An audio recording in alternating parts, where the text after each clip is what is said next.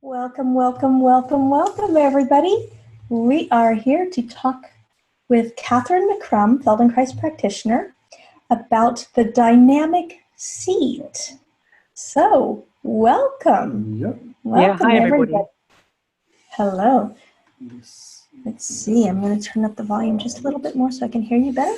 Very good. So I will check the comments here on Facebook. So, for those who missed the last one, maybe, Catherine, you can give a brief, just a minute or so, overview of what Feldenkrais is and how this is beneficial for riders, especially. Well, Feldenkrais is a method of learning to move with more ease, more grace, better coordination. And we do that by reducing the efforts that we make with very specifically crafted movement sequences. We're looking to reduce the effort so we can make fine discriminations in quality of movement, with the idea that when you feel a movement that's better quality for the action that you're doing, your nervous system and you will choose that better movement, even if it's a new way of doing something and something which is away from your habitual way of moving. We all have habitual ways of moving. We all have habitual movement patterns, and they are largely based on historical muscular contractions. Yeah, so that could be as early as missing out some part of your development as a baby. It could be sitting on uncomfortable chairs at school. And then, of course, we're right-handed or left-handed, and so we set up these ways which support that. Maybe we copy our parents, either to our benefit or detriment, depending on our... and then we have injuries and we get old and we stop learning. Sports and hobbies can make absolutely habitual movement patterns as well. Yes, absolutely. I mean, in some ways, the beauty of riding is that you actually get an opportunity to work with yourself quite symmetrically, unlike tennis, for instance. So the beauty of it is that you could take the principles of Feldenkrais into your riding and give yourself a Feldenkrais lesson and your horse a Feldenkrais lesson every time you ride and feel great afterwards. Excellent. Excellent. Yeah. And so how does this relate to the seat specifically, the rider's seat? Big subject, isn't it? Yeah. Big subject. Some of you may know that I rode when I was young, but I'm relatively new back to riding and I'm certainly new to horse ownership. And I never knew there was so much, what can I say, disagreement about That's an understatement, isn't it? Yeah, oh my you know, when I was a kid, nobody cared. You just got on and raced around. But yeah, I see that people have a lot of different opinions and a lot of different ways of talking about it. I hope that I can give you a perspective where you will be able to make your own choices about what works for you. That would be what I would like from tonight's session. The seat for me starts with the pelvis and the spine, but it's also incredibly important how your legs, so the support from below is incredibly important for the sort of support above. So in order to be well organized in your pelvis and your spine, in your ribs, your chest, your shoulders, your head, your neck, you really need to know how to organize your legs well for balance, for good control, for making the small, micro, subtle adjustments that you need for this highly unpredictable, I'm possibly talking about myself, moving surface, which is your horse. I think many of our viewers can Yeah, so how, when your horse is moving, how can you get out of his way effectively? So be with him rather than banging into him. And I think Feldenkrais, because we are always looking to reduce the effort, to make finer distinctions, to be more subtle, to let go of places where we're working too hard, to find power rather than muscular bracing, it really glows beautifully with riding. And yes, it really does. Yeah. Yeah. Very good. So yeah, last time Catherine gave a lesson. Yeah. That maybe you can just recap that really quickly, because in a sense it's also part of the seed, right? Talked about the hands. Yes. Yes. So I taught a lesson called The Surgeon's Hands, which Moshe Feldenkrais taught to a surgeon and his residents or his junior doctors to help them refine their use of their hands for eye surgery, because the surgeon was an eye surgeon. And you need incredibly delicate and sensitive and refined use of your hands to perform that detailed kind of work. And that was the lesson I taught on Tuesday. And the reason I chose that lesson is because our fingers are very neurologically rich. We feel quite accurately our fingers. And so it was a nice demonstration of using somewhere where we're quite sensitive and aware to demonstrate that where we think we are in space isn't always where we are, because we did a movement of bringing the hands together with the eyes shut, and people were missing and not finding the pads of their fingers, and black holes going up, one arm's going down.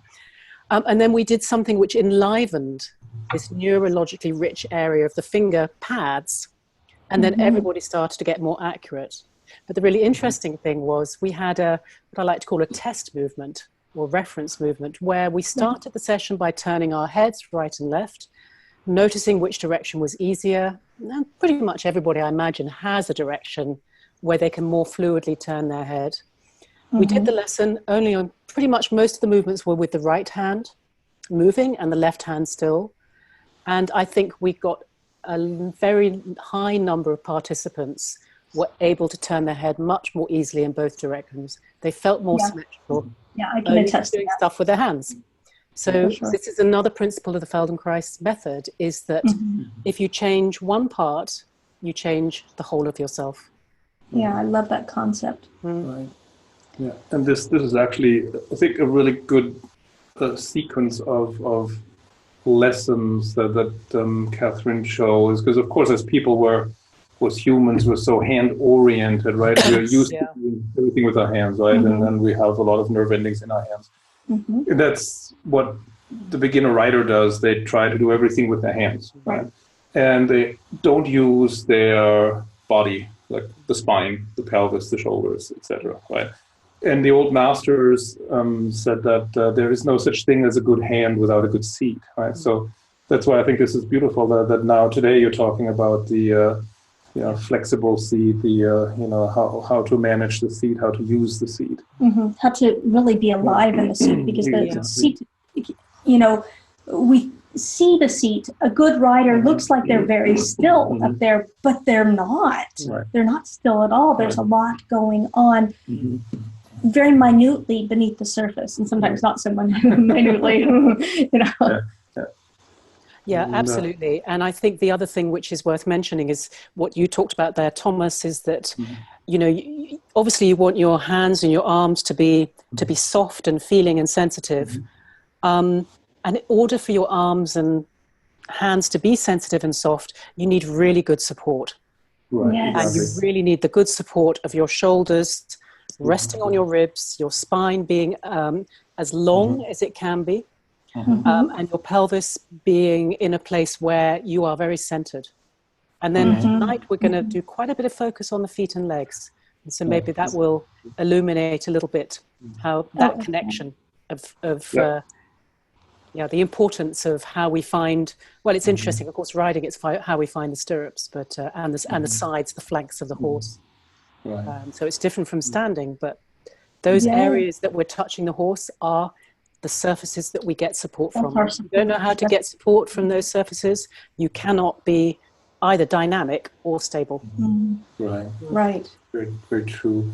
To go briefly back to the hands.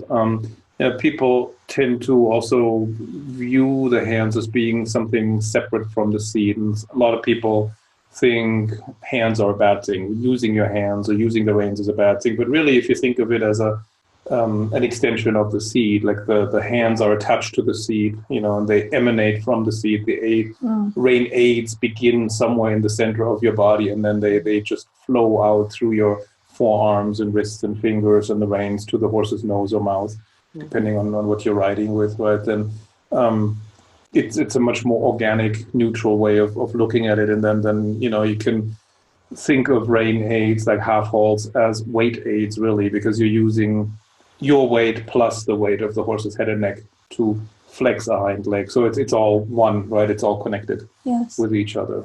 It's all holistic, really. It all works together.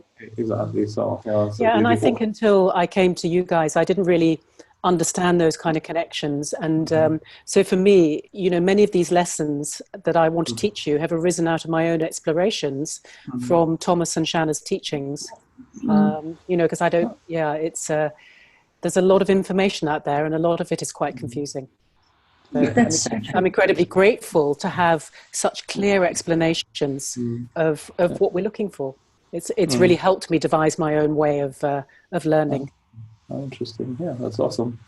That's awesome. It's interesting that you were talking about the importance of the legs for the seed, because that's how I've always approached it too. And some of my teachers would try to fix the rider's pelvis first, or begin seed adjustments and lessons with the pelvis. And I always felt like I need to get my legs in the right place, because that's like the foundation that I stand on. And some of the old masters were saying that the position of the femur really determines to a large extent how good your seat is, how bad your seat is. Like Max von Weyrother, the famous first chief rider of the Spanish riding school from the early 19th century. And I think Louis Seger also, who was a student of his, said the same thing. Right? And I always found that too, that the proper position of the femur gives the pelvis an anchor or an elasticity. And if the femur is not, at least for me, it was always when my femur wasn't in the right place, I felt like I'm stuck on top of the horse like a foreign object, and I can't get deep into the saddle. I can't feel the horse. I can't flow with the movement well. I can't influence the horse well. And when the muscles around my thighs and glutes and so on were relaxed, and the thigh was in the right place, I felt like now I can settle in, and now I can sit and influence, and I'm sort of plugged in to the movement of the horse. So, that's your personal that was my experience. Exactly. That was my personal experience. Yeah, so for me that always played a big role. I always worked on that a lot. I've always found that the two really support each other. I can't get my legs into the correct place if my pelvis is not in the correct place, but vice versa. So you can't really separate one from the other completely, because these body parts are all connected. They do all work together as a system. And we have very habitual ways of organizing our legs and our spine. Very habitual ways, which I hope we'll get a little bit clearer about tonight. So we'll see. Yeah. But yeah, I think that's absolutely right, Shanna. The two go so much together that it's a kind of play between back and forth. And yes, the femurs might be rotated in a certain way, but they're not fixed, because if you're fixed, then you can't flow with the movement and you get in the way of the horse. So it's very complex, isn't it? Very complex. Very much so. It has very to be hard. It's always this fine line between having enough stability and enough suppleness, right? So if you have too much stability, you become stiff. If you have too much mobility, you become floppy, right? And that's in riding, that's always the art in a way, to have the best of both worlds, have stability and flexibility. And typically, there are moments where we're stiff, and there are moments when we're floppy, and then we kind of go a little bit maybe back and forth. So some people are always stiff, other people are always floppy. And finding the right amount of suppleness and stability in every moment, and in the different body parts, that's really the big challenge, I think. It's different in the walk, in the trot, in the canter, right? It's different in the collected gaits than in the extended gaits. It's different in the passage than in the trot. It's maybe different in the lateral movements than on a single trot. Different on one horse compared to another. Yeah, absolutely. The big movers, small movers, right? So that adjustment often has to change quickly from one gait to another, from one transition to another. That's also a challenge that people often don't take into account. Like when they ride a transition from walk to trot, the seat falls apart, right? Everything looked good in the walk, everything was fine, and then the first trot stride comes, the seat falls apart, because the rider didn't really prepare the seat for the bigger movement, right? So then they were too rigid maybe, and the rigidity that pushed them off balance, or or they were too floppy, too loose, and then they had to grip so they don't fall off and that sort of thing. Right. Right. The forces of motion, exactly. you know, add a whole other level of dynamic to what the seat has to deal with. Right. Exactly. You have to be able to absorb it and ride the wave, so to speak, you know, instead of getting, you know, bounced off. Right. Yeah. And the absorption happens in the joints. Yeah. Yes, it does. Say that that happens in the joints. Force travels through joints in the skeleton. Right. Exactly. And yes, our muscles organize how our joints move, but that's where we need to get really, really clear in our sensory awareness. Is the the capacity of the joints to move in all these different directions and to connect with all these different varieties of movement sequences through the skeleton. Right. Yeah. And of course, good riders tend to look very still, right? And then a lot of people think that they look still because they don't move, but it's actually the other way around. They appear still because they're moving a lot, but exactly in sync with the horse and in the right place. All the joints to then participate. Exactly, So the rider absorbs the movement of the horse's back in their body, right? And that gives an illusion of stillness. But in order to appear still, you often have to move quite a bit, actually. And I think for a lot of people, that's not logical or intuitively clear. They takes a while. They try to sit still, and the more you try to sit still, the more you start bouncing, and the more you brace against the motion. Whereas you really have to surrender to the motion and let it move through your body. Right. Yeah, and I think that's I've noticed with, and this is true with when I'm working with my clients, is that this area between the shoulder blades, the vertebrae between the shoulder blades, are really important in these fine micro adjustments of your pelvis. Because if you freeze the area between your shoulder blades, those joints, the thoracic vertebrae between your shoulder blades, cannot do these tiny micro rotations that are really important, or little bits of flexion extension, or little bits of side bending. But often people stop the movement of their spine sort of somewhere around the bottom of their rib cage. Right. But it's so micro that it would look like it's still from the outside, but it's almost having an intention that you don't block yourself here, but it travels up, but not so much that you're like, crazy. But that's actually what gives you a good tip. A really different feeling, I really like that. That's a really good tip. I think a lot of people are locked in that area, like chiropractically out. The black hole. It's the black hole there. Spots where we are often out, where we have to get adjustments. After riding, that's where I hurt the most, especially if I'm riding a horse that has a lot of stiffness. That's where it transfers into my body, right there, right between the shoulder blades. And do you think it gets blocked there, Shanna, a little bit? I'm not sure, or if it just kind of takes the burden there. Yeah. I'm not sure. The consequences that it can become blocked in my body because of that. I'm being summoned by a child. I'll be right back. Yeah. And so talking about this mobility there in the thoracic spine, some people, some dressage riders tend to nod with their heads when they ride, this sort of forward and back and up and down. I wonder if that is caused by a blockage right there in the thoracic spine. I think that's really highly likely, actually. In that, this sense of the forward back motion of the horse can be such that you take it from the base of the neck down, rather than that. For me, is generally a sign of someone working too hard in some muscles. Yeah.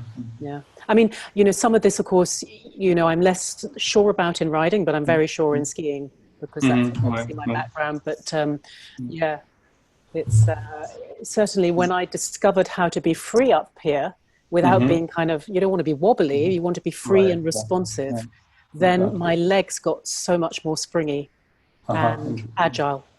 If I freeze up in my thoracic, my legs get stiff too. That's interesting. Yeah, that's interesting. Yeah. I mean, I always assume that if I see excessive movement in one part of the body, it's a compensation because another part of the body isn't moving enough, right?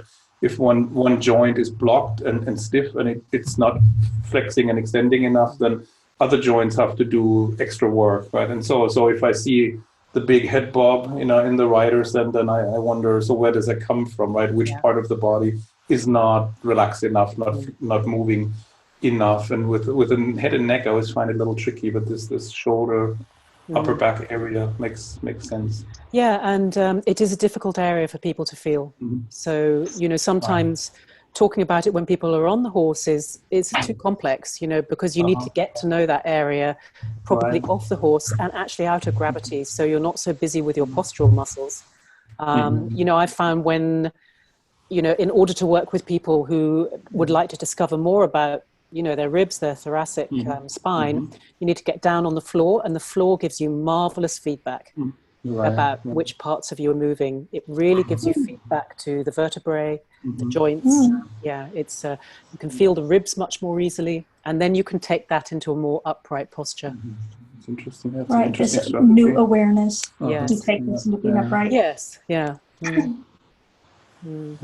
Makes sense when you're lying on the floor that you don't have to use as many muscles, because you don't have to keep yourself upright. Yeah, so you can relax a lot. It gets you a bit out of your habit as well. I mean, your habits will still be there when you're lying down, but they might be less dominant. You've got more of a chance to explore some new options. Interesting. Oh, I like it. Should we perhaps go over some of the questions or comments really quick? We could. Okay, let me start back up. Or if you want to start with Zoom, then I'll try to find here. Yeah, let's see here. So, lots of hellos, lots of people excited. They said the hand lesson was awesome. That was Catherine Dahlman. So the hand lesson was awesome. It was so cool. Yeah. Dr. and Sandra says the neck of the femur varies between male and female, as does the size and shape of pelvis. Yes, it does. That's why sometimes the way Thomas does things can be slightly different from the way I do things, and it doesn't make me wrong or him wrong or one better than the other. We have obviously different shaped pelvises, different shaped bodies, so the way we do things is going to be very different. Let's see here. Catherine Dahlman says all parts used independently, but they are linked together and each use affects the others, correct? Yes. And Dr. and Sandra says she likes the forces of movement. Carolyn Duff Riddle said, I definitely have a black hole between my shoulder blades. I get blocked and it blocks my arms. Yeah, you're not alone, Caroline. Yeah, but that's very, very true. I think if you don't have a clear organization or sense of your organization in your thoracic spine between your shoulder blades, it makes it very hard to organize your arms in all the possible ways that we can with ease. Of course, you can still do things, but maybe you use too much tension in a lot of the movements. Good point. Very good point. Let's see here. Dr. and Sandra says proprioception of natural movements for the pedicle juncture. So true. I don't know what that is. Maybe cervical junctions or thoracic? Pedicle. She says pedicle. Junctions are. I'm not sure. But maybe we can find maybe out. you turn me down. Or it's autocorrect or something. It could be autocorrect too. Oh, cervical. She's saying yes. Yes. Oh, okay. Autocorrect. It gets me all the time. Oh no. Okay. Carolyn says, I find the same in writing as Catherine mentioned she feels in skiing. Okay. And Dr. and Sandra says, that's why I took up belly dancing, so I could learn to move spine from the inside. Oh, right. Yeah. Yes. Yes. I mean, if you can belly dance really well, I don't suppose you have much problem organizing your pelvis. Yeah, right. And your spine. Everything, yeah. And your hip joints. And your legs. The belly dancing class. Here. Okay, so... I missed a trick. I should have taught a belly dancing lesson tonight, but there you go. There's always the teacher. It's always, So Jackie Davey says, hello all. I just managed to view the hand lesson this morning and I'm excited to join this one. I missed the first half hour. We'll check in the replay. You didn't miss a whole lot yet. So, yeah. So then here, Anne-Marie Spear said, since Tuesday's lesson in the last couple of days, I've done less capitals, and I felt I achieved more in my writing. Thank you. Great. Yeah. Awesome. Yeah. Do less, sense more, feel more. Yeah. Yes. Yeah, exactly. So let me see. Oh, yeah, and Anne-Marie also says, I'm very interested in understanding the position of the leg in relation to the seat. And we'll get into that. I mean, I think what Dr. N. Sandra, I don't know if that's your name, said about the difference in people's pelvises. It's really true that there is not going to be a correct position of the leg, but there will be something which is optimal for you in relationship to your pelvis and your spine. So that's what we're going to explore tonight. So what is optimal for you? After all, that's all that matters. What works for you? Exactly. And it's not just your pelvis and leg length and shape. It's also the shape of the horse's rib cage. Yes. If they're really round and wide, or if they're very sort of oval, narrow. And the shape too, because some of them can be really wide on top and then kind of come down like a box. And some of them can be really rounded. And some horses, you know, are narrow a little bit at the top and then wide lower and vice versa. So there's all different shapes, and this affects how our leg lies on the horse, and it affects how you sit in the saddle too. Right, yeah. And there are even barrel shapes that work well for our particular leg length and ratio, you know, and there are barrel shapes that don't work well, where it's really hard to get the leg on the horse or to get it to sit well. Right. And in other horses, it's just easy, you know, it's natural. Right. So that's a whole other factor that plays into this. Kristen says, my dominant side, especially in the black hole area, is overused. Shoulder 2 inches higher on the left, always more sore beneath my shoulder blade. Today, I imagine my body walking in water on my walk. I don't know why, but it came to me to do that. So my body would move easier. It reminds me of Feldenkrais work. Yeah, that's fantastic, isn't it? That, you know, and that's what I hope really from this work. It's not about learning Feldenkrais. It's about taking the principles of that we use in Feldenkrais to learn to move better, and taking that into your riding and making your own experiments, your own explorations, and discovering things for yourself. I don't have the correct way. Taking control of your learning and being your own teacher, really. Being your own teacher, Yes. So then, Tanya Reda asks, blockage in the iliosacral or sacroiliac joints comes often in women older than 40. What would you say about this? I mean, it is what it is. If it's actual bony changes, there's probably not much you can do about it. If it's changes because of your particular pattern of moving, then there probably is quite a bit that you can do to change it. Don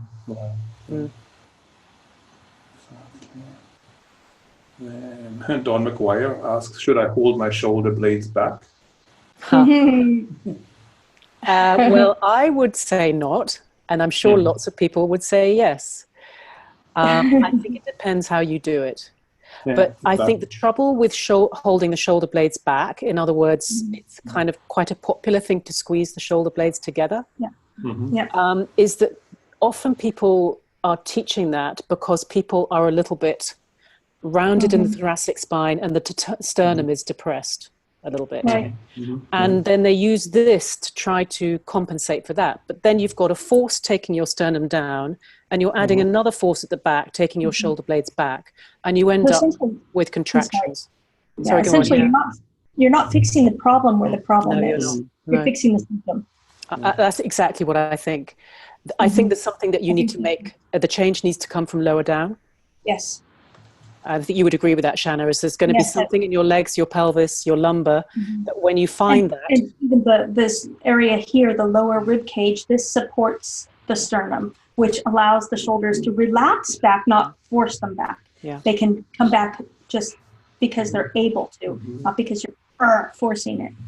And anything that we force causes rigidity and tension in our body, which makes us ride less efficiently and causes other wear and tear, other damage to our bodies. I know. I've done it. Yeah, and there's a reason why our shoulder blades are able to move in all these amazing directions. They're the most mobile joint in our body. So when you freeze them, you take out the capacity for, I think, absorbing or keeping a constant contact, I think. You know, that you need to have a little bit of movement in your shoulder girdle. You can't just kind of like that, because that's going to create tension and stiffness into the down. Right. In fact, I think it freezes up the spine, this part of the spine here. Yeah, which, you know, and this part of the spine plays a role in the absorption of the movement too. Not as much as it does lower down, but the movement has to travel all the way through the spine. Yeah. So I have noticed that, you know, because I've learned so much about, you know, the seat from you guys and from talking to people like Caroline, who's here tonight, and that there is this way that if you lift your pubic bone in a particular direction, that opens the collarbones in this direction. Then it's almost like the energy gets recycled down your back. There is definitely a direction of lifting your pubic bone up. Yeah, and then there's also a direction of you lifting your pubic bone up, which pulls you down, and that's a different movement pattern. So I think sometimes what's happening is people, in their attempts to get their pelvis in the right place, are pulling their sternum down, crunching. This gets here, and then they go to try to look right. But from what I've seen from you, Shanna, is you bring the tailbone a little bit under, you lift the pubic bone, and that makes you open, and that's what you're looking for, I think. Is that right? Yeah. I definitely. And then the shoulder blades almost go down your back. You know, they almost kind of fall down your back towards your pelvis.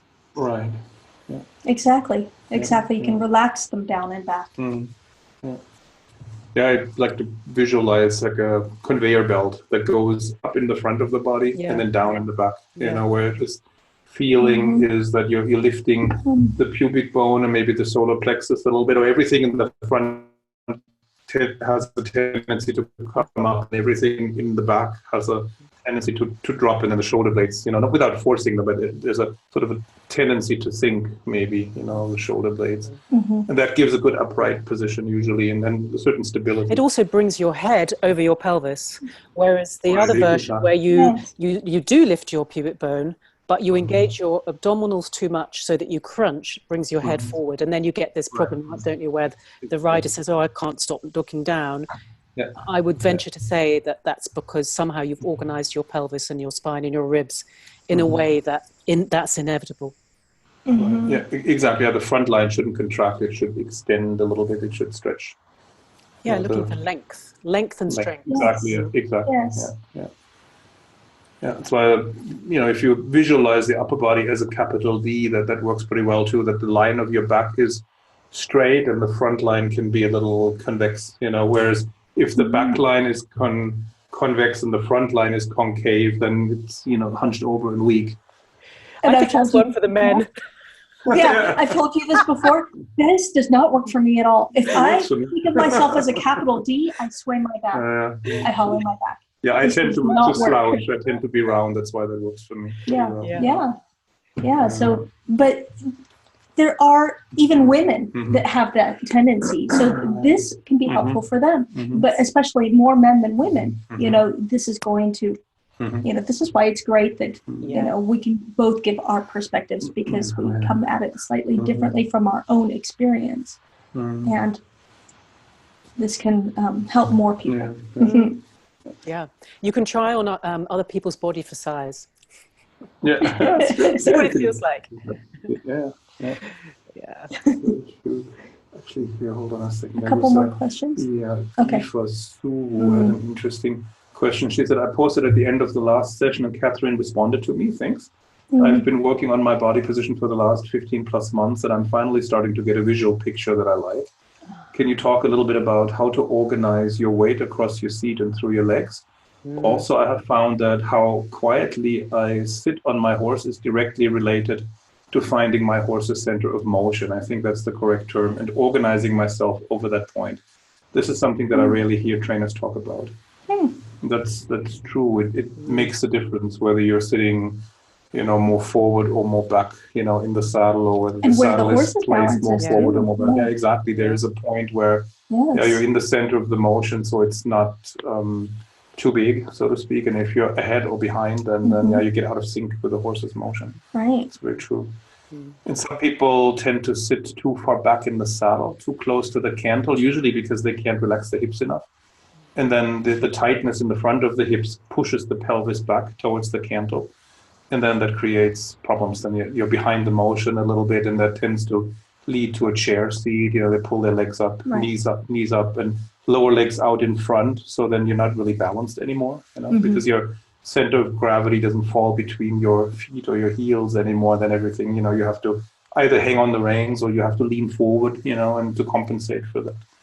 So, yeah. And of course, if that rider is also riding in a saddle that might be a smidgen too big in the seat for them, that can exacerbate the problem. Whereas a rider that already has a very educated seat can ride in a saddle of any shape or size, and it doesn't really matter because you have this muscle memory.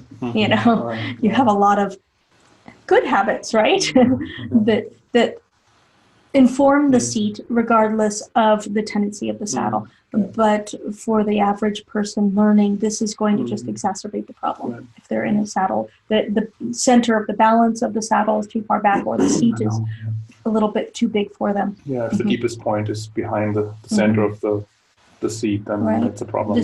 Then you're fighting against this all the time. And it's hard enough to learn to ride without fighting against that. Yeah. Kristen says, is the center of motion the same as his center of balance? I was about to say the same thing. That it occurred to me that, yes, probably that's right. Is the center of a horse's motion is the same as his center of balance? Is that right? You guys? Probably.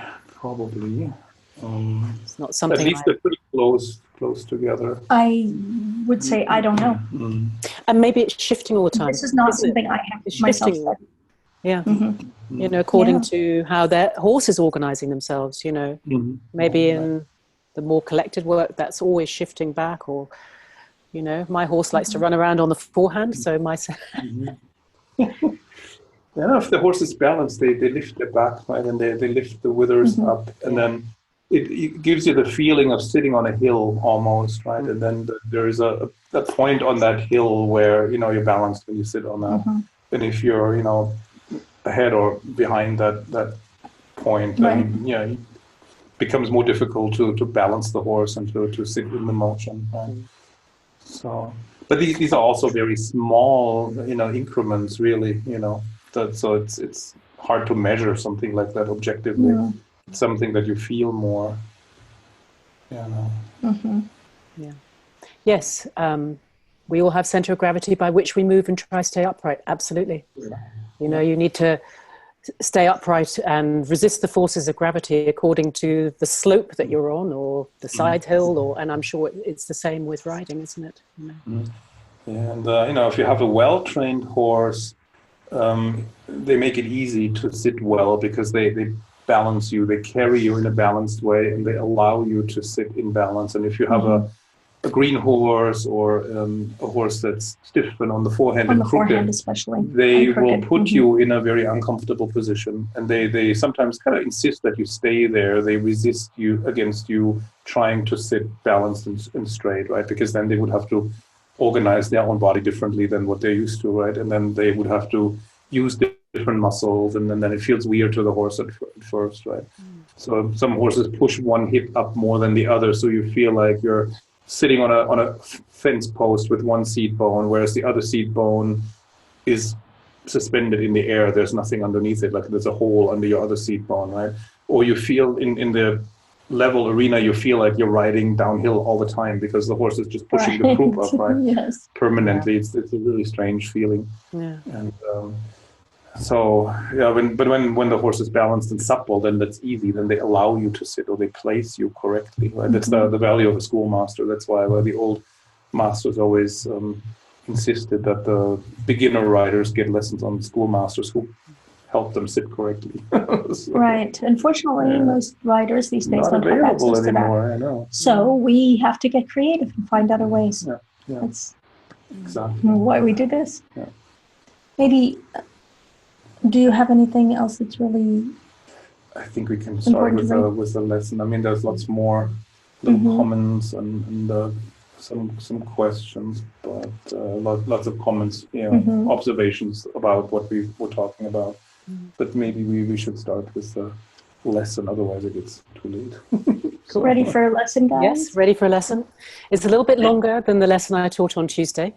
I thought it's such a big subject that it deserved a slightly longer lesson. So, yeah, let's see how you get on. Yeah. I think that it'll be helpful if you have a firm chair available, something with a firm seat, or Thomas's book. It's always very handy for these things. And also, it might help to take your shoes off. So unless you're in a sort of freezing Iceland kind of, take your shoes off, or at least be in your socks, so that you can feel the soles of your feet a little bit more clearly. Okay. Okay, so some people really like to do Feldenkrais lessons with their eyes shut. We did a lot of that on Tuesday. It's really up to you with this one. If it helps you refine your sensory perception to shut out your external world, then go ahead. You can do the whole thing with your eyes shut, or some of it with your eyes shut, some with your eyes open. Okay. So sit on the front edge of your chair so that your legs are free from the seat, and find a comfortable distance between your legs and have your feet flat on the floor. Let your hands rest somewhere comfortably on your thighs. And notice and sense the weight distribution on your sitting bones right now. Feel which part of your right sitting bone you're sitting on, which part of your left. And do you have a sense that you've got more weight on one sitting bone than the other?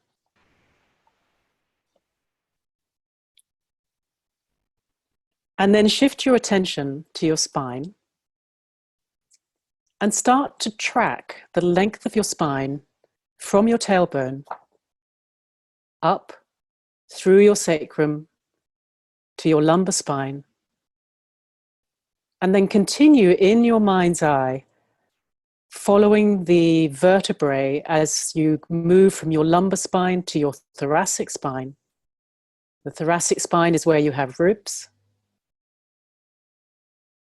And then travel up through the part of your thoracic spine that's between your shoulder blades to the base of your neck. And then continue past the base of your neck, up all the way through, following the curves of the vertebrae in your neck to the base of your skull. And get an overall feeling of the curves of your spine, the in curves where your spine seems to curve more forward, and the out curves where it seems to curve or bulge a little bit backwards.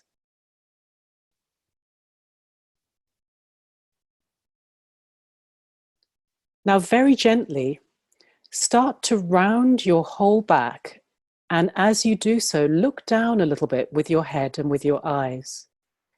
And imagine that your spine is making a C-shaped curve, so that you'll actually roll your pelvis a little bit backwards, and the middle of your spine will be the belly of the C. And then return to where your starting point slowly, and do this several times. So you're going to round your back, you're going to look down with your head and eyes, and your spine will make this a sort of C-shaped curve from your tailbones through to the crown of your head. And as you do this movement of rounding your back like this, how many vertebrae do you sense participate in this movement?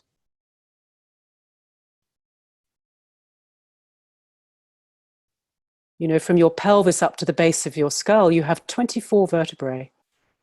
How many of these do you feel clearly? And where are the black holes in your spine?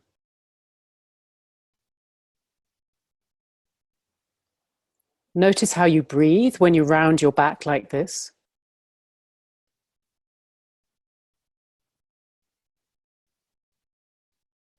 And now the next time you return to your middle, stay there for a moment.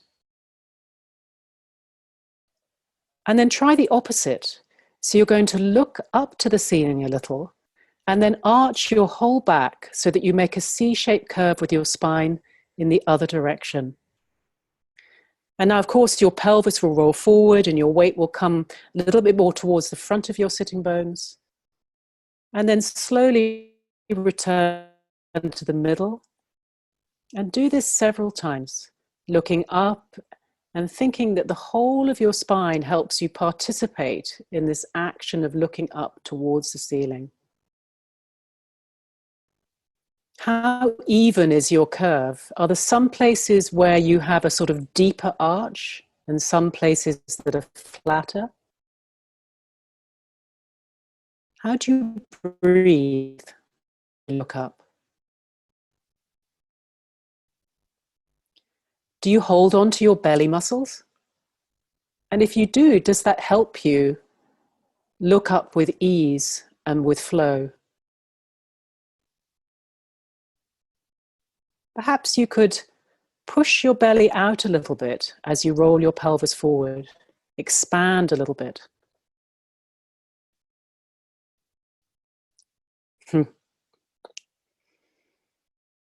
And then once again, pause and come back to your middle. And sense the length of your spine again. Notice where you're sitting on your sitting bones. Feel if there's any change from when you first started. And rest for a moment. You can rest however you like. So if you'd like to lean back against the back of the chair and take a full break, do so. If you're happy and comfortable where you are, do so.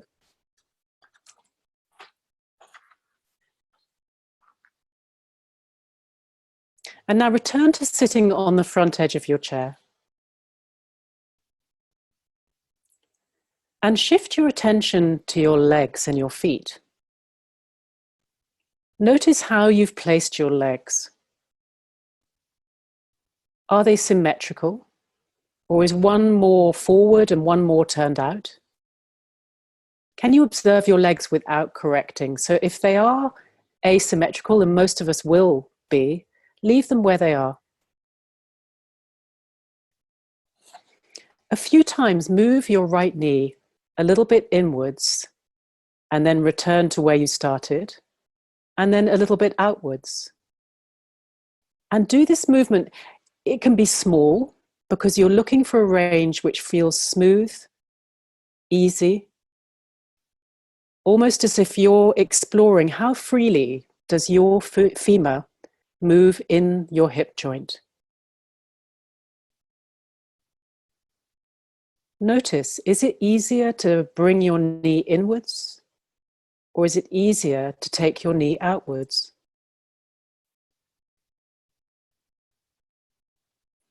Experiment with where you have your leg.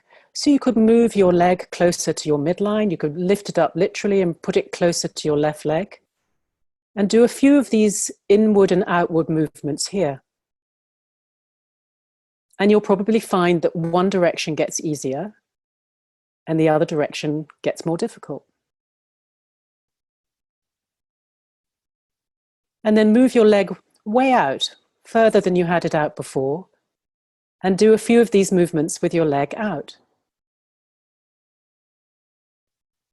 And sense for you which direction gets easier.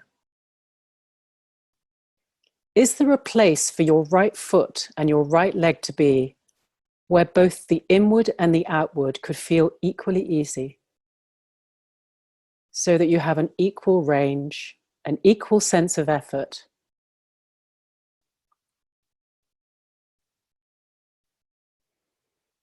And now pause and let your right leg be still, be quiet. And experiment a little bit with these movements with your left leg. So wherever your left leg is, where you've placed it, do a few movements of taking your knee inward a little bit, tracking the easy range of your femur, the head of your femur turning in your hip socket. Take it out a little bit. Play around with where you've placed your foot and see in all these different places, can you find the place where the movement becomes equally easy in either direction.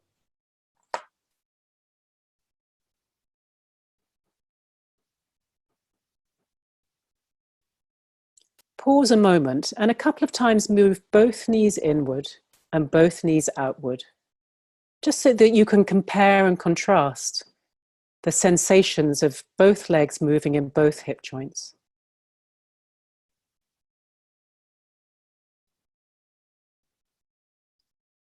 And then leave that and sense where your legs are now compared to where you started.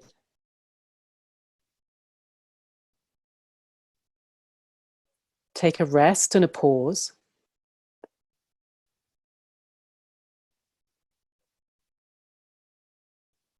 And now start to sense your feet and how your feet make contact with the floor.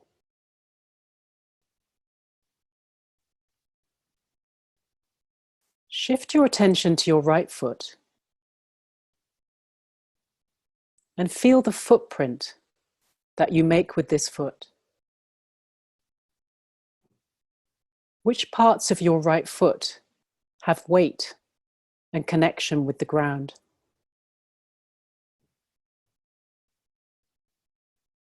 You can feel your heel maybe,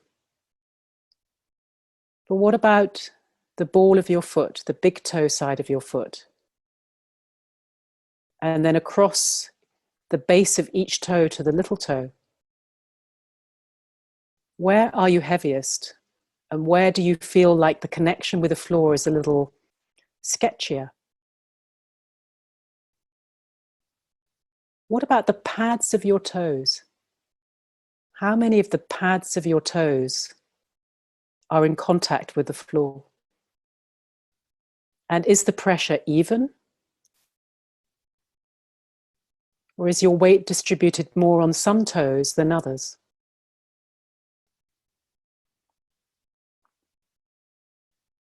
Take a moment or two to sense the contact of your left foot. And how does this compare with your sense of your right foot? Your sense of the weight of your left foot as it meets the ground? The parts of your left foot that are heavy?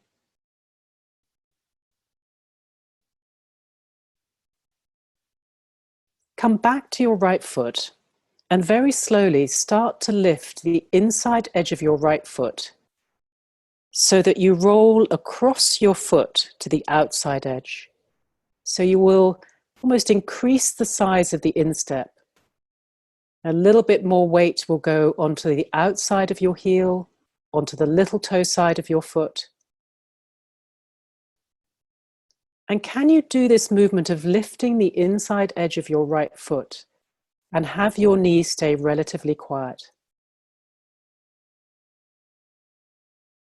And if your knee stays quiet, this is a movement of your foot in your ankle and in the bones of your lower leg.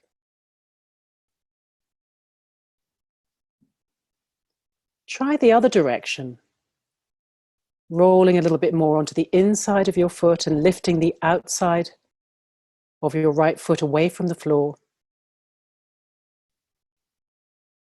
For most people, the range in this direction will be quite a bit smaller, so do less. Don't struggle to force the weight over. And can you do this movement with your knee quiet?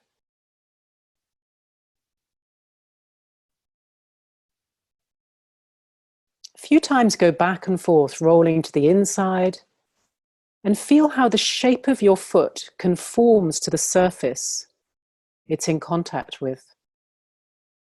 Just like the surgeon's hands, there are 26 bones in the foot, something like that, maybe 24.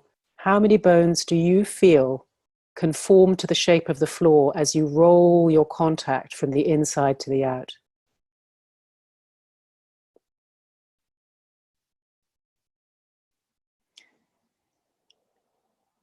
And leave that for a moment.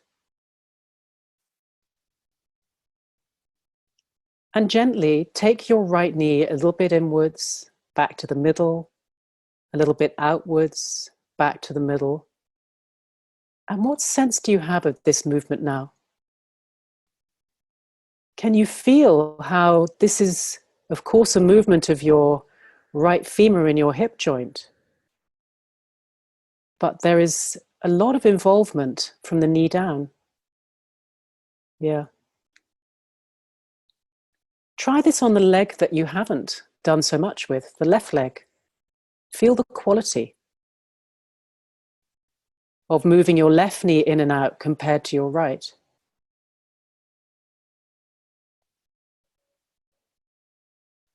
How does your left foot conform to the floor?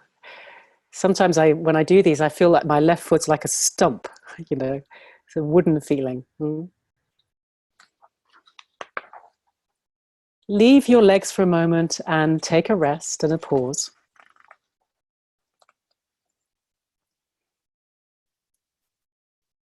And now go back to the movement of moving your knees inwards towards each other and outwards away from each other. Doesn't have to be big, a range that feels smooth and free, that allows you to breathe, that you can do without focusing too much or tensing your eyes or your throat. And now feel which way of moving your knees would invite you to round your spine and look down.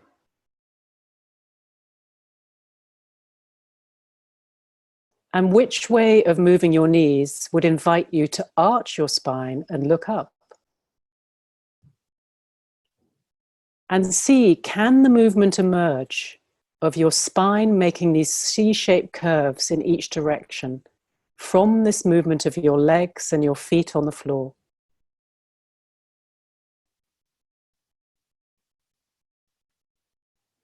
And how is it for you to track the movement of your spine and still somehow have awareness of the freedom of your legs and your hip joint, but also how your legs connect intimately to the movements of your back, your chest, your shoulders?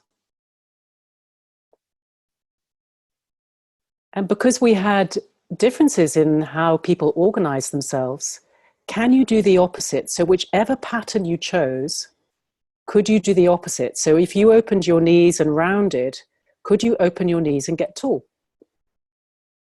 And look up. How is it to organize the opposite from your first choice?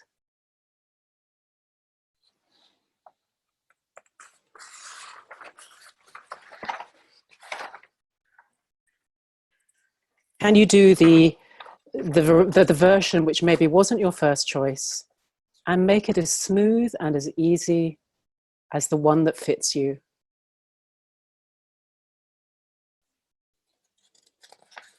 Gradually diminish the size of the movement until it disappears and you're neither arched and looking up nor round and looking down. And so you arrive at this place where maybe you get a sense of the length of your spine, the place where your legs can be free but connected.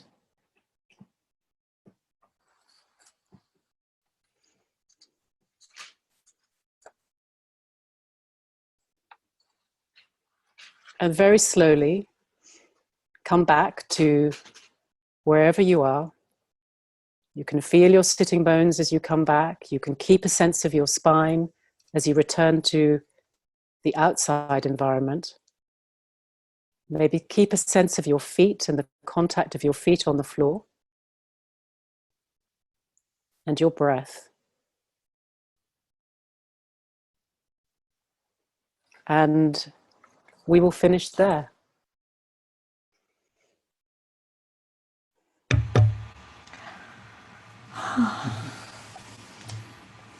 That's good. It's very meditative again, very mesmerizing. Yeah. I know, I feel like I'm getting up from a nap. I know.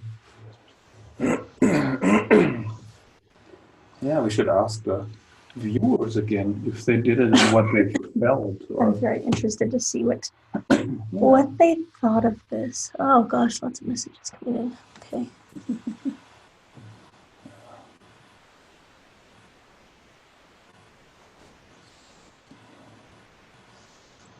some questions about earlier things too, so I have to try to come back to that. Gabriele Pop says, so relaxing, I need a nap. Sorry, guys. Good for the evening people, maybe for the people who've got to start their day. Yeah. Unless you need to go about your day more relaxed, you know, yeah, unless there certainly is something of that. Anxiety mode. You know, I think this works wonders for cooling down this anxiety stimulus, you know. And I think also it gives you a sense of what it is to be present in yourself as you engage in the world.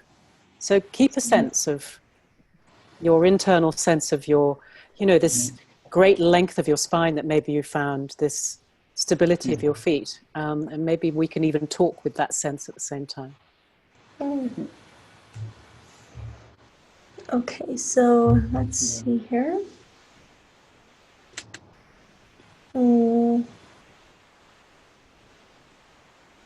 Lots of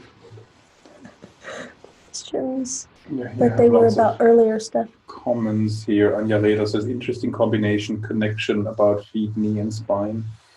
Barbara Farino says, wonderful experience. It gave me great body awareness. Jackie Davies said, the natural urge to hollow my back when opening my knees was so strong that I was surprised by Catherine's suggestion that there could be any other way. I had this experience of, like, oh my gosh. Yes, isn't that true? You know, our habits are so ingrained and unconscious that we can't imagine that there's any other way to move. Right. Yeah. And here Michelle Wright says, nice to have a chance to listen to her soothing words guide us to a quieter, grounded and balanced place in our body. Thank you. I'm glad you enjoyed it. Was like move meditation. So Craig France says, very interesting. My QL on my right side started to ache a little. So I'm wondering if I was holding on to tension elsewhere in my body. Yeah, it could well be. Quadratus lumborum, I'm guessing he means. Yeah. And it may be that when you feel that kind of aching, reduce the size of the movements, do less, go slower. You can even do the movements in your imagination and you will get the same changes. It's really interesting. But yeah, you can imagine the whole lesson and I promise you will finish the lesson feeling refreshed and new. That's interesting. I should try that. Yeah, absolutely. That's intriguing. Yeah, absolutely. And here Kim Obrigovich says, feel more limber and it wasn't even hard. Thank you. Good. Yes. Doesn't have to be hard work to get better organized. Yeah. And Linda Steinberg says, I needed to take a few breaks as my back felt tight. Interesting. Yeah. I think these lessons where you're really moving the whole of yourself and paying a lot of attention, they do throw you up against your habits quite, you know. Yeah. So respect that. Yes, take breaks and pauses. Yeah, Kristen Krager said, I had wonderful yawning releases halfway through for a few minutes, endorphin release. Sounds really nice. Natural highs. And Carolyn Duff Riddle said, and my cervical vertebra drift off to the right. Yeah. I mean, we all have a way that we organize our head and neck and eyes. And funnily enough, Tuesday's lesson is going to be about that. Perfect. Yeah. So Nancy Riffle says, I love listening to Catherine and doing the exercises with her. I get all tingly and relaxed. I really love the pelvic press. Thank you. It's a bonus to your program. It is. It's like a real treat for your mind and body, and then for your spirit too, because you know it just connects everything. Yeah, I think you feel. I often feel more integrated and more whole at the end of a lesson. Yes. Craig France says, thanks, Catherine. I'll revisit this exercise. Oh, cool. Good. And Margaret Veronica Justice says, I felt a neutral hip spine place where my legs were relaxed. Good. Yeah, and it isn't always where we think it's going to be. You know, where is that place which allows your femurs to be really free, your hip joints to be really differentiated? Yeah, and also says, that was great. Found it difficult to change how I used my legs and rounded or arched my back. Easier to open knees and arch back, felt like. Interesting. That's interesting. For me, it was the other way around at first. I rounded my back as I opened. That's my natural tendency. Maybe that's, the reason why. But I could reverse it. Then at first it felt odd, and then it almost felt more natural to do it the other way around. It felt good after I got over the initial hump of trying to figure out how to do it. Yes, is that? And then it was like, oh yeah, okay, I can, yeah. Yeah. Eye-opening for sure. And spine opening. Yeah, really. Spine opening, yes. Yeah. And Eva Suhu says, it was interesting to see that my right toes were in advance of my left toes when I rested them under me. Same as when I ride. Do I need to seek out more Feldenkrais training to fix long term? I currently just try to reassemble my body, at different parts of my ride to accommodate, but how do I change my body? Yeah, I think it's a really interesting question. I think if you really want to make long-term changes so that the new ways of moving are not only novel, but they're reliable and predictable as your habits, then yes.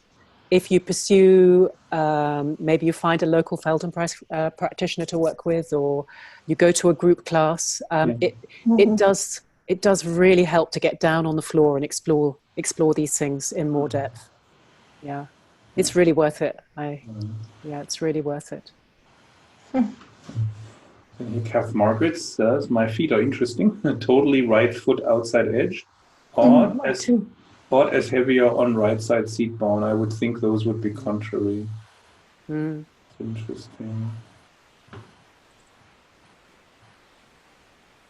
I mean, there's an interesting connection you may or you may not feel, but when you roll onto the outside edge of, say, your right foot, there is a connection then in that it pulls you slightly over to the right and your left shoulder will come over a little bit. Your whole spine will go over that side, possibly.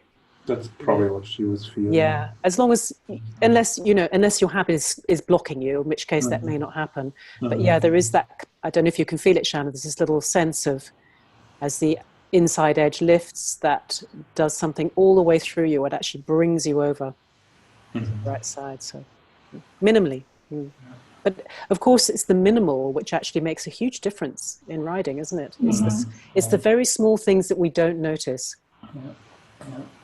I think I just have it so ingrained in me to be able to separate what my legs are doing from my body that I can do that and nothing changes. Even if I pay really, I could feel then how I could make that happen, but there's no tendency at all. Yeah, I think it's something, isn't it, about, with Feldenkrais, we are always exploring how movements go through the whole of yourself.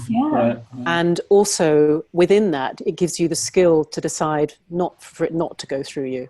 Right. If that makes sense, in that you will be able to do both. I can decide to stay very still and quiet and move my leg, or I can allow my leg to be almost like a handle to pull me over, a little bit like martial artists. They take hold of your hand, they twist, and the next moment you're on the floor.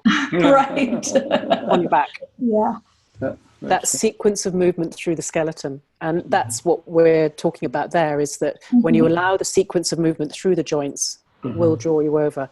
If you don't allow it, that's fine too. They're both. I think it's really about getting to know what happens in your body, how you move. Yes.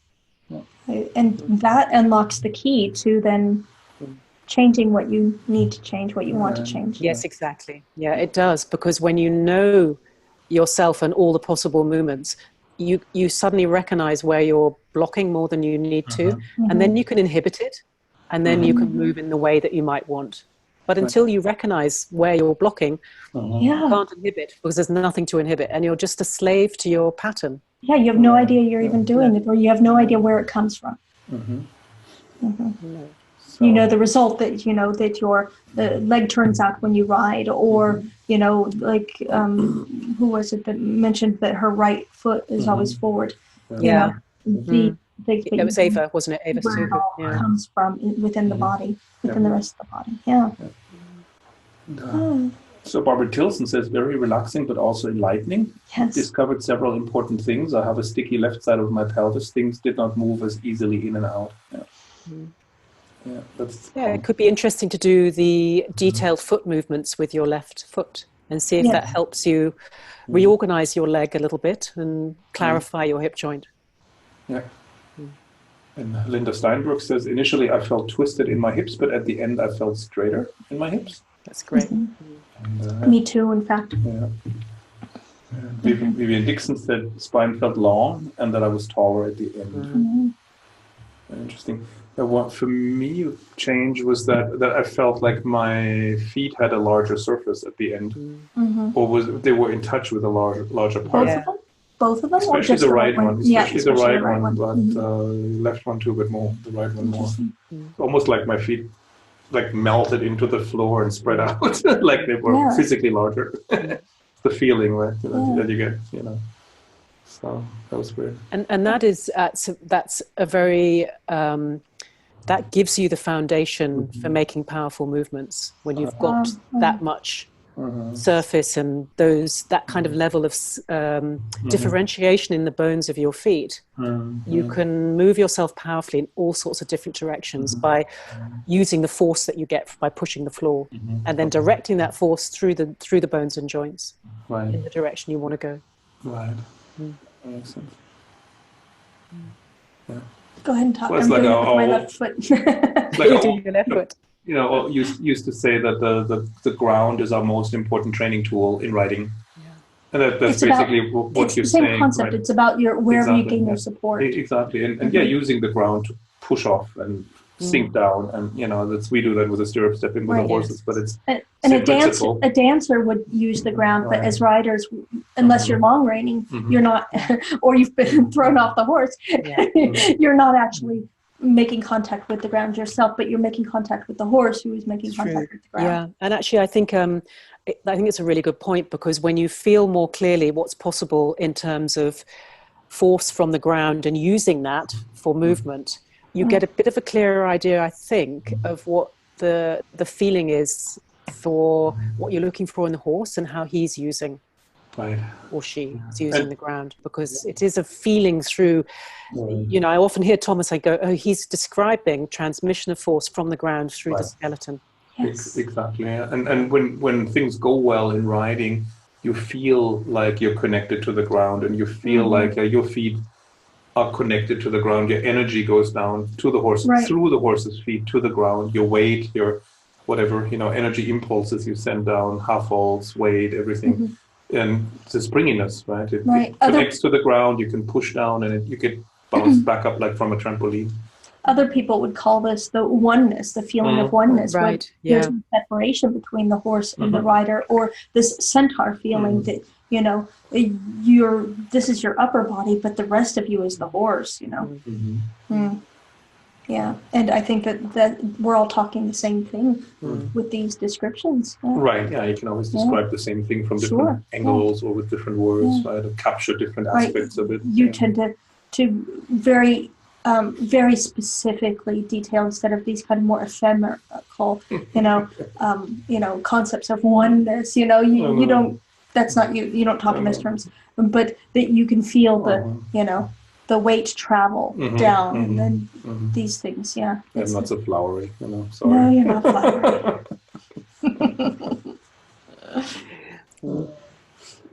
So then, Sharon France. It's not Craig France. It's Sharon France. It's just her husband's account. And she says, I've been very active and realized I tend to choose exercise programs where I get more of an adrenaline release. With Feldenkrais, I feel lazy and sleepy afterwards. Perhaps that's where I'm going wrong. I need to slow down to refine my movements and feel more. Would you recommend doing both exercise types? That is, some days more vigorous and others slowing down and doing more thinking? Well, I mean, I think it depends what you're looking to get out of the exercise.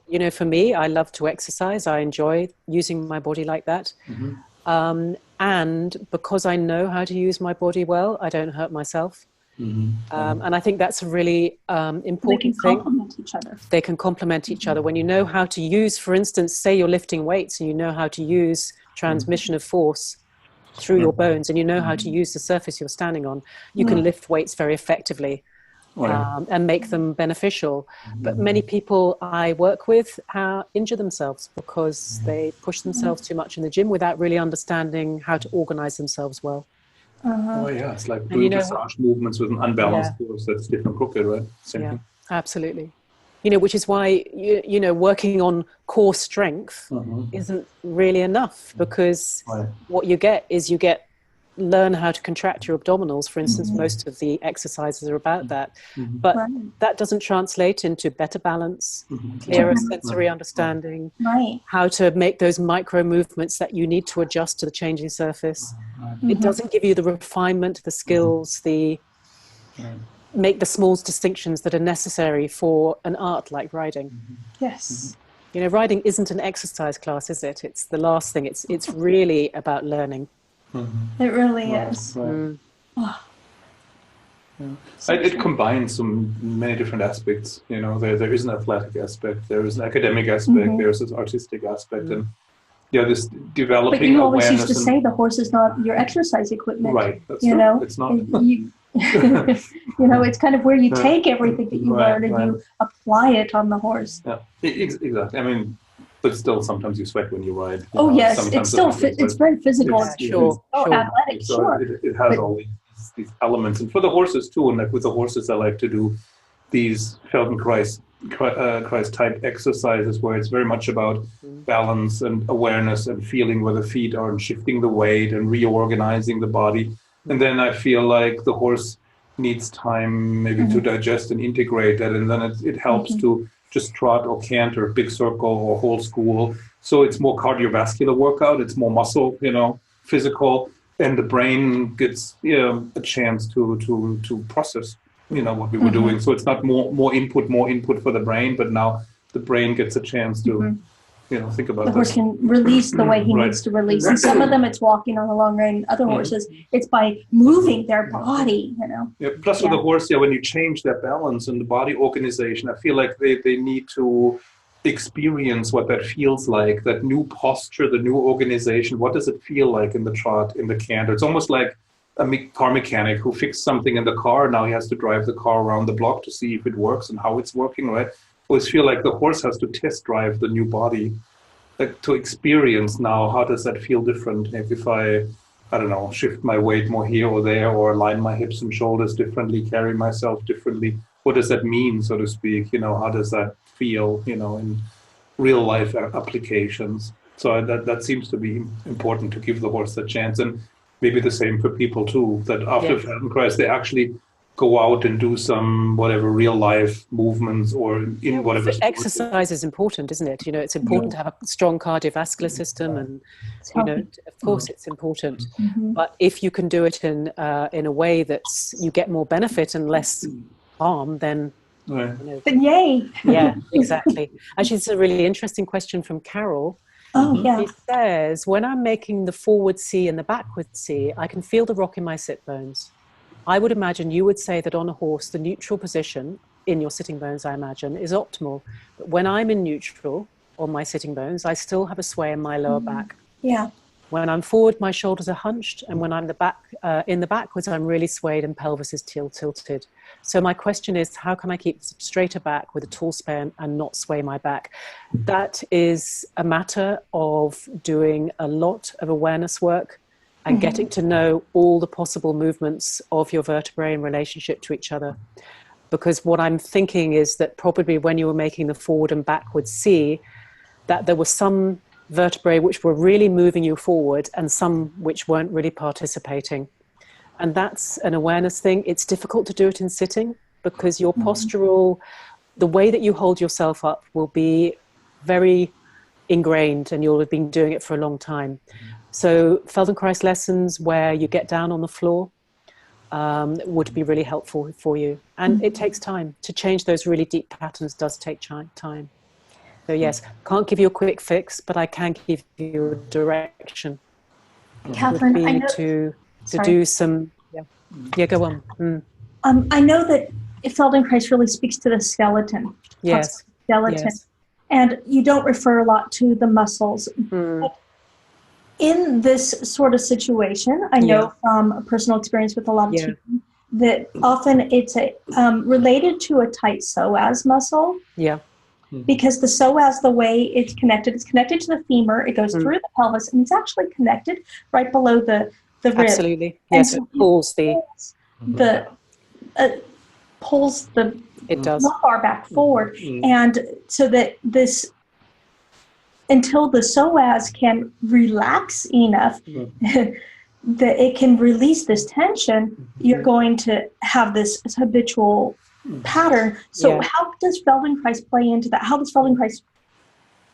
Well, I mean, I think the first thing is the psoas is tight, often because it's being overused as a postural muscle. Yes, yes. And so therefore, my question to you would be, what is your support like from the floor up? Okay. When your support is really clear and good, if I may say so, that your bones are stacked up, your psoas muscle will let go. You could stretch your psoas muscle to kingdom come, but if when you get up on your feet are rolled in, your pelvis is in front of your, more towards your toes and not balanced over your legs, it doesn't make any difference. So you have to reorganize the whole of yourself in order for something in the middle of yourself to start to do its proper function, which is be a very powerful flexor. Yes. But yes, my answer in some ways would be the same. You need to learn how to reorganize how you take the support from the ground and how you find your internal support.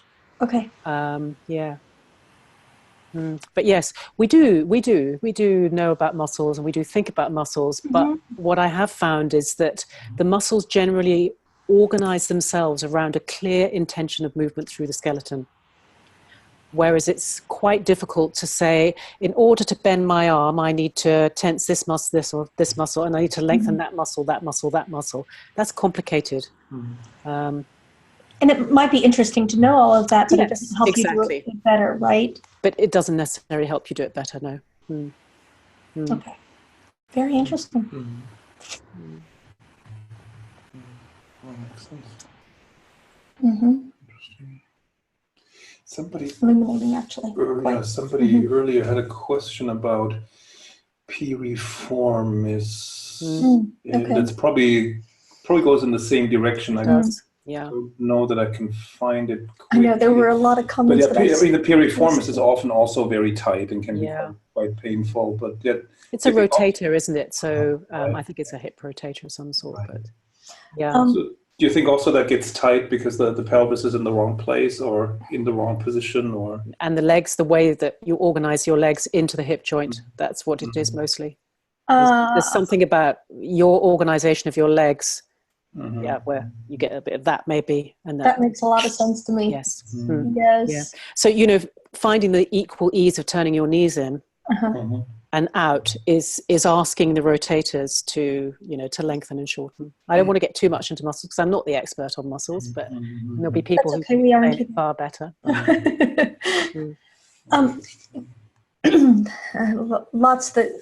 That's a lot of food for thought. Carol also said, if I push my lower back out with my abdominals, I feel tighter and cannot breathe deeply. Yeah. Absolutely. Yeah, which is a lot of times the standard treatment, right? Or the recommendation to, arch your back. Tighten here. Tighten the abdominals and push, that back, which sometimes for some people that can help, but it doesn't always. And it can actually cause a whole slew of other problems sometimes. It can, I think it can cause quite a bit of pain, actually, sometimes for people. It can cause pelvic floor dysfunction. Yeah. Because, Carol, what you're looking for is that you have this harmonious relationship between your flexors in the front and the extensors in your back. So that when you round your back and your abdominals engage, which is their job, is to flex your spine, that your extensors know how to lengthen. So, in terms of what you're talking about, if you get down on the floor and you very gently get in touch in a sensory way with the 5 lumbar vertebrae, maybe put your hand under there and see, can you very gently press one lumbar vertebra a little bit into a finger and lift it away, but so small that you're not running into your difficulty. Because the moment you push into your difficulty, your body's just going to go and probably tighten. So you need to find the range where you have a little bit of play of rounding your back and arching your back. And that may be barely more than your imagination, but it's the start of building that movement pattern. Okay, that's so interesting. Yeah.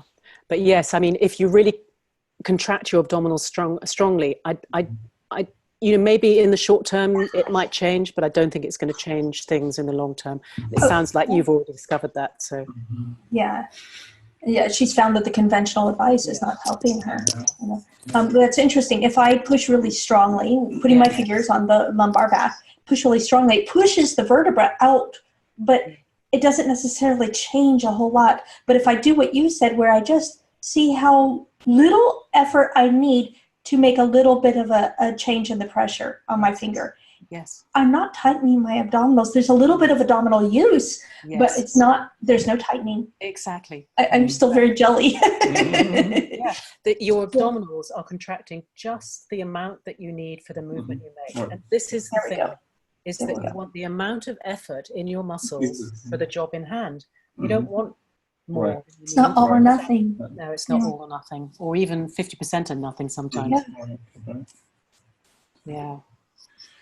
So Kendall Buffington had an interesting comment. She said, I need to do this more often. I'm very tight in my thoracic spine, is very tight, and my natural lower back arch is over mobile. Yeah, a lot of women have this. Some women typically almost belly dance, like in a bad way, where the lumbar spine just seems to fly forward every stride in the trot and hollow the back, and it's like a very, very unstable movement that always looks like this can't be healthy. This is going to damage your lumbar spine at some point. So do you think that comes from being stuck in the thoracic spine or stiff in the hips? Or both. When you see a lot of mobility, look above and below for where you're moving enough. Right. And maybe Kendall, you could try that, what we've just suggested to Carol, touch very lightly, find a thoracic vertebra, and can you both take it a little bit backwards and a little bit forwards? As many vertebrae as you could reach. The touch needs to be gentle so that you can feel, but it is a way of starting to get to know all the possible movements of your vertebrae, of your spine. And you could do this all the way down the spine. All the way down, or get some helpful elf to put their finger on each spinal process. Or helpful elf. There's a good use for the elf on the shelf. Exactly, the elf on the shelf. So interesting. Oh yeah, here. Okay.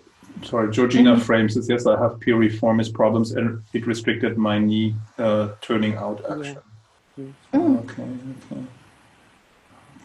Yeah, very interesting. Okay, but both of those have to do with the position of the femur and the hip joint, right? I think so. Yeah, I think so. Yeah, it's anywhere that's fixed is going to be problematic. So you want to be able to hold things quiet, but when you ask, rather than somehow when your body dictates to you, like, of course it's your brain, it's in your motor cortex, it's in the sensory motor part of your brain that the bracing happens.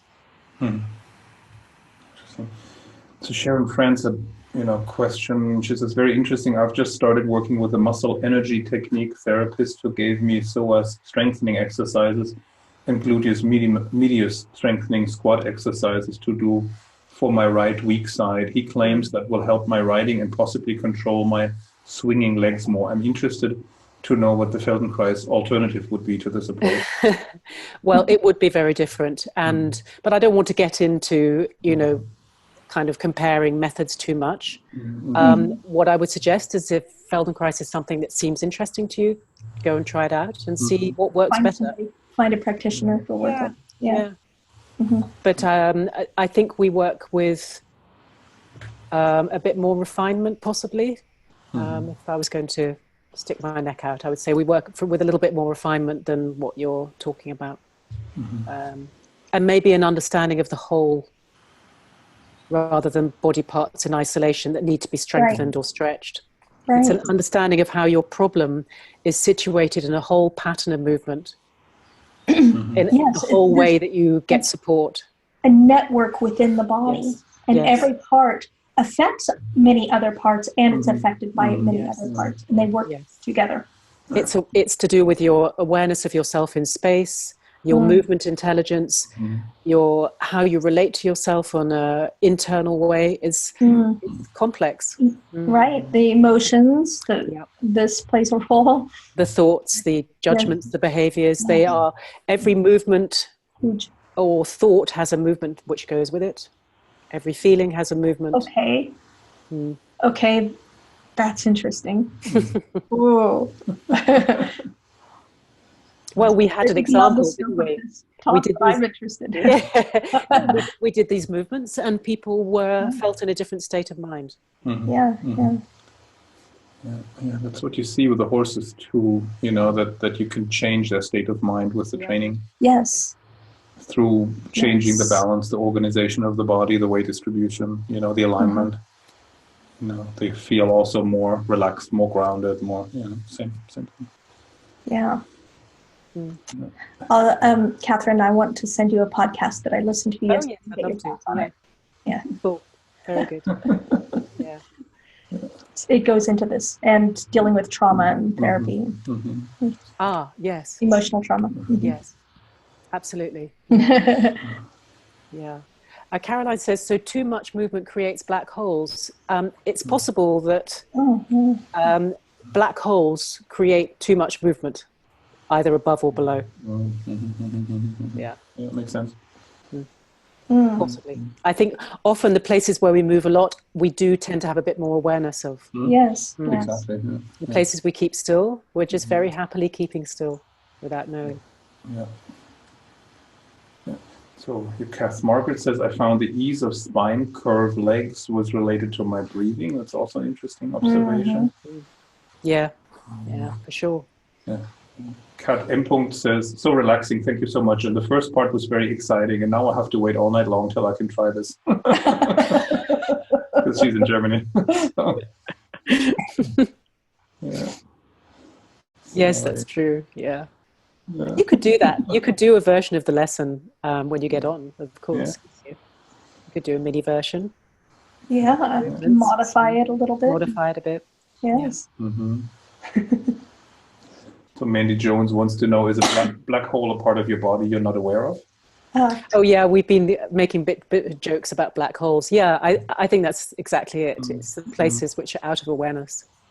That you can't really feel, like if you try to feel each vertebra, which ones do you really not have any awareness of how they feel. And I noticed that very low sacrum for me, and maybe it's because there's not a lot of movement in those vertebrae. No, you're right. No, absolutely. Yeah, that's a conversation we started last time. Right? We talked about also how the horses sometimes have no awareness that they have hind legs, or that they have one particular, they may feel one hind leg sort of, but the other one they don't feel at all. And then you can expand that and go, to the rider horse combination. Sometimes the rider cannot feel certain parts of the horse's body, because for whatever reason there's no connection there, right? Just like they don't feel parts of their own body. And of course, like if you're sitting in such a way that your lower leg has no contact with the horse, then of course it's very hard to feel the rib cage with your lower leg. So it's hard to feel what the hind legs are doing in your lower legs because there's just nothing there, right? And things like that. Or if a muscle is very tight, and hard in your leg, you can't feel anything. You can't feel the horse's movement because it won't communicate itself. It won't, the horse can't move you if you're rigid. So you don't feel with that part of your body, you don't feel that part of the horse. Exactly. And things like that. So it's an interesting concept that you can expand and apply to different areas. Yeah. And I mean, in terms of the movement that we did with the feet, small subtle adjustments in terms of, either being a bit more turned out or turned in, or rolled out or rolled in, will of course help you shape around the horse. So the more options you have in the feet and the ankles and the lower legs and up in the, I think, make life a bit easier. Yeah. Exactly. If you're riding a horse whose rib cage and back are not shaped ideally for your pelvis and leg length, etc., you could make these adjustments and then find a way to have contact with your thigh and your inside of your knee and your lower leg, in spite of that mismatch between your leg and the horse's rib cage. So you can do these little, inward rotations and lifting your inside outside of the foot and adjusting the stirrup length. I find that often helps, just making the stirrups a hole or two longer or shorter, and then all of a sudden it's much easier to get into the right place, right? Yeah. On that horse. Yeah. So, interesting. Is there one more?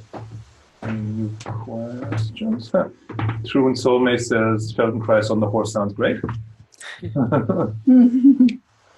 Mandy Jones says, so I can get more control of my wayward right leg once I'm aware of it.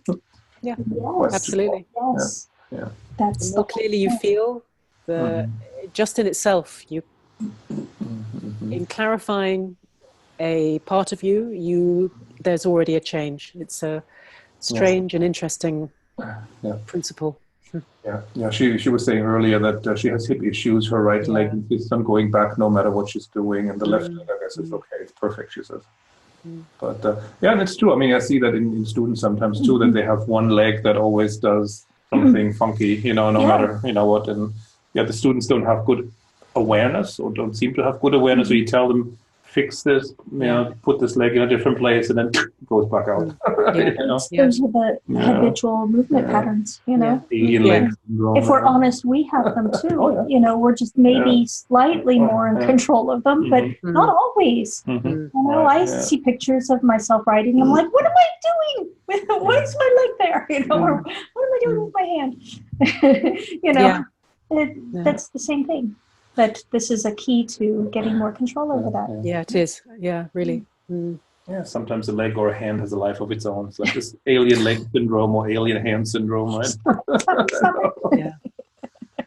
One Direction, a lot of riders just pull back on the inside rein, and they're not aware of it because they've always done it, right? And then the horses kind of enable that a little bit by hollowing, pushing the shoulder out and getting behind the rein, so the rider's hand comes back more and more. The horse and rider often end up supporting each other's crookedness. Exactly, this is the way it goes. And you can't fully address and fix the horse's crookedness until you address your own. Interesting. It always comes back to the awareness, doesn't it? Okay, so let me check through the questions and comments on here too. There were some earlier too that I had to skip. Oh my gosh. Mandy Jones was saying, LOL, yep, that's my reaction, Shanna.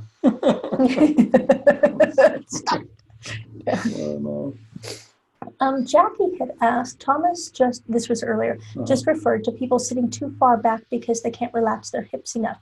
What do you mean by relax the hips? If the psoas muscle is contracted, it pulls the knees up, it closes that angle between femur and pelvis, right?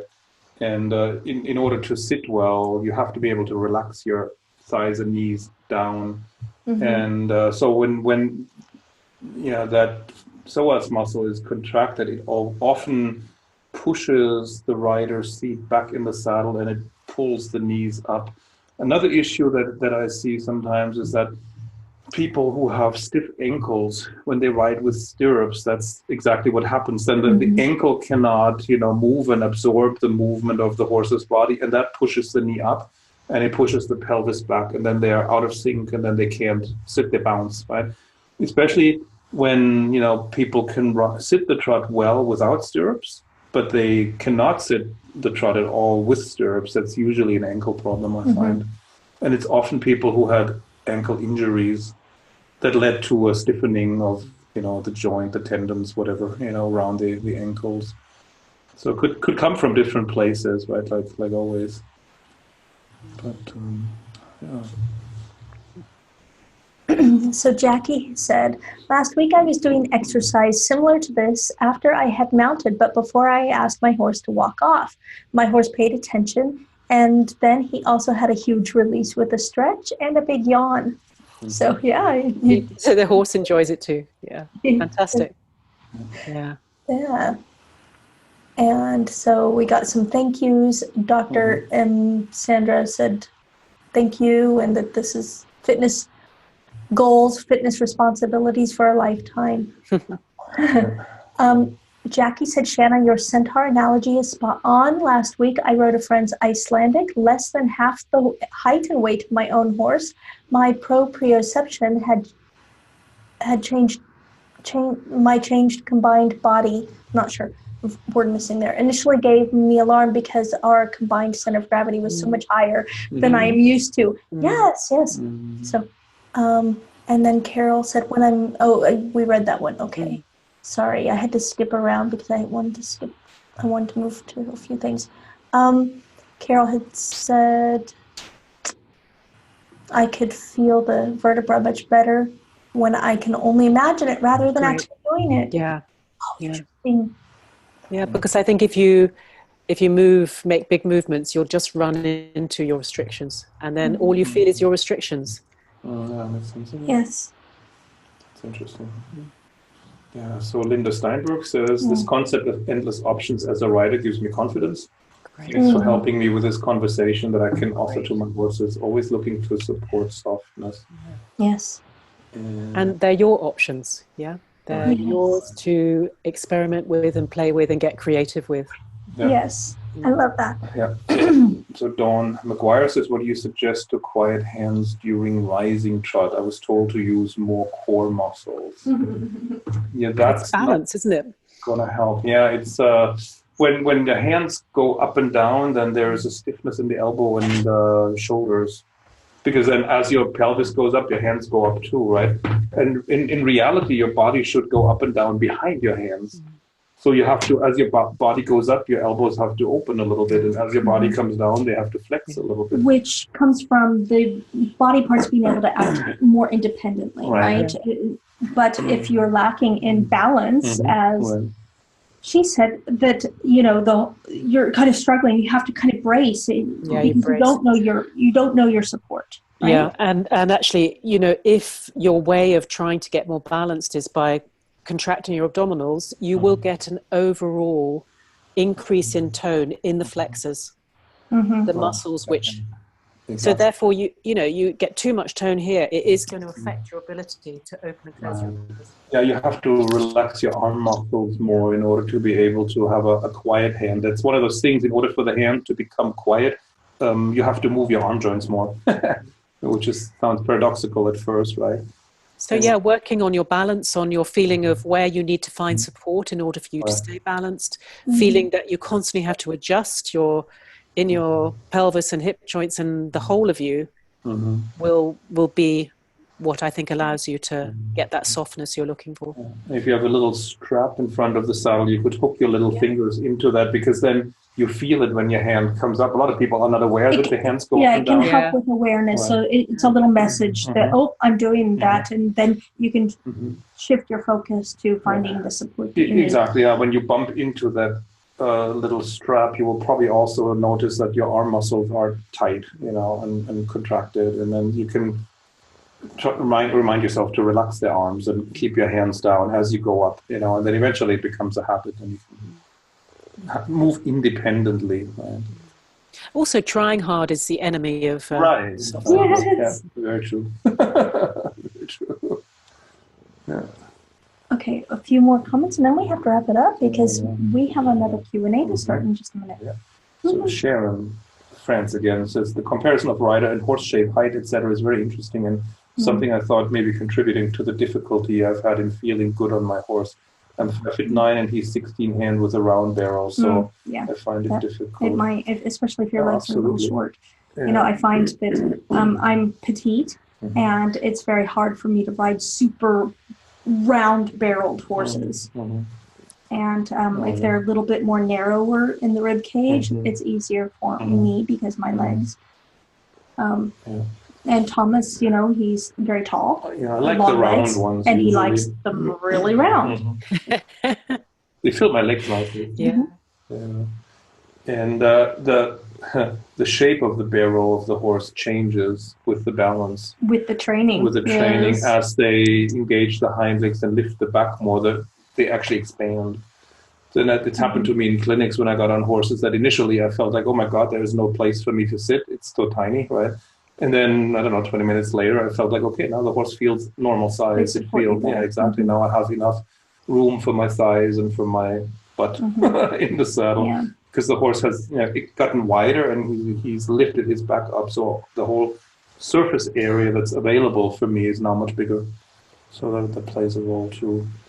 That affects the stirrup lengths too. You know, when we used to get new horses in training, I would often have to shorten my stirrup a hole or two because they were, you know, deflated and backdropped, and then, you know, after some training they would, you know, expand and lift the back, and now I felt like, oh, my stirrups are too short, I have to lengthen them. Wow, so interesting. Yeah, that's interesting. It's all, you know, dynamic, it all changes.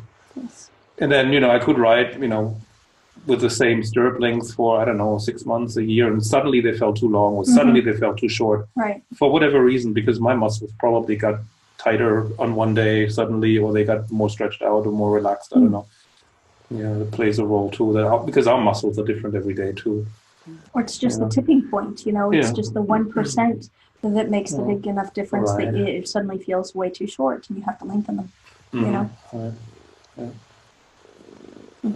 And it's always interesting to experiment with the stirrup lengths, you know, and lengthen them, shorten them a hole or two, you know, and that can feel very strange. And then you can, you know, move your legs around, move your knee a little more forward, more down, more up, lower leg more back, more forward, and then usually you find a place where it's comfortable and you feel like I can feel the horse now. Right, it can really. With my whole leg. Yeah, the stirrup length can really change the way your whole seat interacts with the horse. Yeah, if the stirrups are too long, which was sort of a fashion trend for a while, then the whole seat becomes unstable. Then the femurs tend to rotate out, the hips tend to lock, and then you start gripping, and because you're unstable, you're insecure, you know. And shortening the stirrups a little bit then can really help, you know. So. Another question before we wrap up? Or comment? So there's or we can just okay here, so I have to do another Q&A in 10 minutes. So lots of thank yous, though. Those are interesting. We will wrap it up with that. I would like to invite any of you who have further questions about it, or any of you who are watching the replay, to join our Facebook group. We call it the Challenge Group. It's just the Ritter Dressage Challenge Group, and I will post. As soon as we're done, I'll post the link in the comments for you.